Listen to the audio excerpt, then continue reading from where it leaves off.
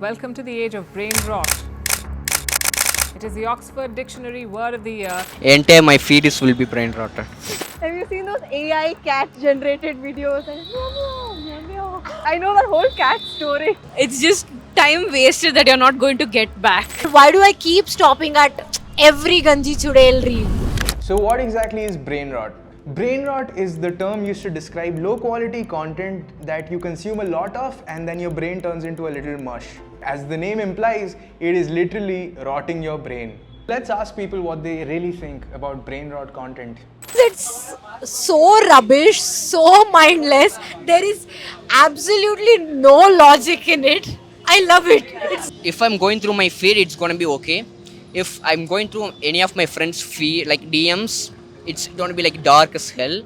So stay away from the guy who's been brain rotted too much. Scrolling through social media, you might come across words like Riz, Skibbity, Sigma. Yeah, these are all brain rot words. These catchy phrases are part of the brain rot content language. While they're entertaining, if you consume too much of these phrases and words throughout the day, especially phrases that don't make any sense, you start to feel a little disassociated from reality and your brain feels sluggish and it feels like it's literally rotting. In fact, brain rot language has become so popular that the government has started using it. That's right, ladies and gentlemen, people in the Senate have been starting to address to Gen Z and Gen Alpha using brain rot. To the Sigmas of Australia, I say that this goofy air government have been capping. So we've talked a lot about brain rot content, but now let's look at some examples of brain rot content. What kind of brain rot content do you watch? Right now, it's a knee surgery meme is going on, like very bad. My entire feed is full of knee surgery. After seeing those memes, I'm even feeling pain in my knees, and it's bad. And it's the most outrageous things. One of the cats, he got his cat pregnant and she cheated on him with Donald Trump. And then he was sent to NASA after that on the moon. And when he came back, he found out she was pregnant with Donald Trump's daughter. Other cricketers partying and enjoying after winning a match. Tala saving Earth from asteroids, meteoroids. Recently, I saw this influencer dating her protein box. That was very, very funny. Before this, there was this Ganji Chudel trend that was going on. So it was extremely bad. So I think I trained my algorithm to at least give me funny brain rot. Before we dive deeper into the impacts of brain rot on the human brain, let's take a deeper look at how much time people typically spend online or typically spend looking at brain rot content. What do you think your screen time is? My screen time would be like 8 hours. Actually, I'm a video editor, so my entire screen time will be like, if it's 24 hours, I'll be like 18 hours, 16 hours. More than like 11 hours a day. Today it's 9 hours, but there have been points where it has shown me 24 hours as well. I don't have to think. I know my phone tells me every week how much it has gone up and down. It's about average of 7 hours and 30 minutes every day. Many studies have been conducted to examine the association between social media, your screen time, and your overall mental health. The study emphasizes that 42% of high schoolers face deteriorating mental health conditions with an increase in sadness by like 50% since 2011. Why is your screen time so high? Reels? Yeah, Instagram and of course streaming OTT. It's completely on Instagram. I play The Office in the background while I'm sleeping, so the entire 8 hours that I'm asleep, my phone is still on. I cannot sleep without it because I like that there is noise in the background. I feel less alone. What's the first thing you do when you wake up? I open my phone. If I don't, I can't wake up. I feel very bored once I wake up. No, I want some entertainment for me to actually wake up. So I scroll for like almost 45 minutes before I actually get up and do my shit. Sometimes even 2 hours, which is crazy.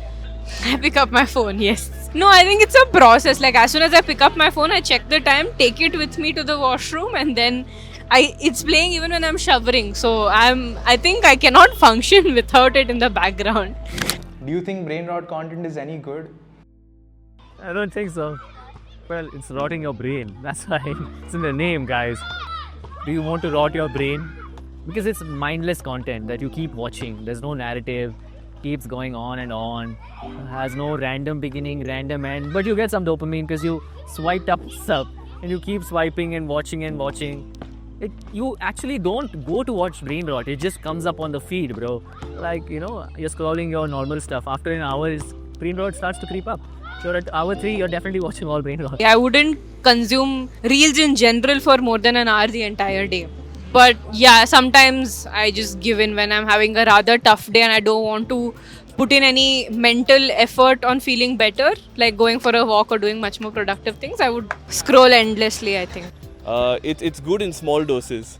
I think after half an hour or 1 hour of brain rot doom scrolling, you're just like, okay, enough is enough. Have you ever found yourself mindlessly scrolling for hours without realizing it? Why do you think that happens? Yeah, especially when I have something important. If I have a deadline tomorrow, I will mindlessly scroll that an hour before or the night before. And yeah, so I'll be doing work and you know, I just get distracted by my phone for a second. I'm like, okay, I'll take a break for a second. Turns out to be 2 hours, 3-4 hours. And yeah, it's just gone.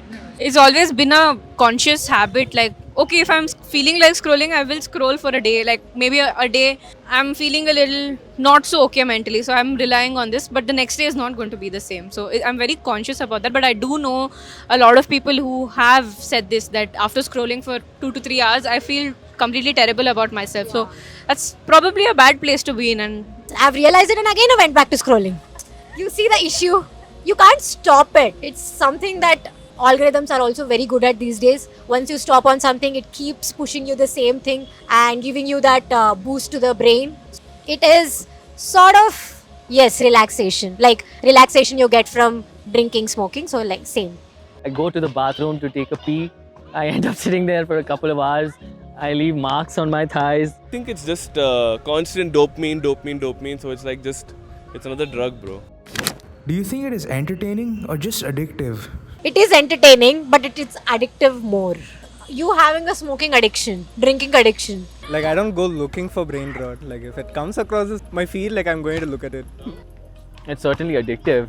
Those memes are like, they're not viral for nothing, right? Brain rot is like, it's not that we want to watch it, it's so viral that everybody's watched it. So it is kind of addictive. Some songs are annoying, they get stuck in your head. And I'm in the metro singing brain rot for some reason. Some guy next to me is playing it also out loud. What do I do? In fact, we did our research and it's all here. And according to my research, the Oxford Dictionary chooses the word of the year based on cultural relevance and cultural significance, and the frequency of usage, ability to reflect global concerns. Brain rot is a global concern. Does falling down the rabbit hole of brain rot or mindless content affect your emotional health in any way? Once you're out, you feel lost. You don't know what is happening, where you are, what you want to do next, what you have to do. You really lose sense of reality, I feel, once you come out of that. I would not have a very fresh mind or a creative mind after that. While watching, I feel like it's an escape from the world. But after I'm done with it, it leaves you with that unfulfillment in you. I don't know what it is. It's very negative. But would I do it again? Yes. So it's like the toxic relationship you have with it, right? Yeah, it makes me question my worth or something like, am I doing enough? Am I just here to just scroll through internet for no reason? Is it even live? Especially when you're already in a low and then you watch brain rot. It worsens it. I feel guilty because I just wasted time that I could have used productively, because I'm a freelancer and I'm my own boss. I'm a bad boss and a bad employee at the same time. Do people think brain rot affects their attention span? Let's find out. Attention span was already very less, but I think I feel if you start watching brain rot, you can't watch longer pieces of it. You can't go to YouTube after that, or watching a movie would be tough for you. So yeah, I think it does. And I have noticed this, that you know, because on brain rot everything is constantly happening, you expect the same thing in real life. You ask someone a question, you want them to instantly answer, or you want instant results. So I think yeah, it does mess you up that way. Got to a point where I couldn't even finish one entire reel. I would just fast forward through whatever they are saying, and that reel was probably just 30 seconds. No, I do have ADHD, so my attention span was not great to begin with.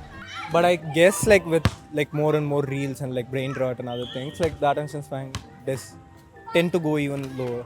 So if you don't see something good in like 3 seconds or 4 seconds, you start skipping, like double tapping, even if you're watching like TV shows and stuff, right? So Before we used to tolerate more pauses in videos. If you notice, videos are super fast these days. So now it's like attention span is going. It's out.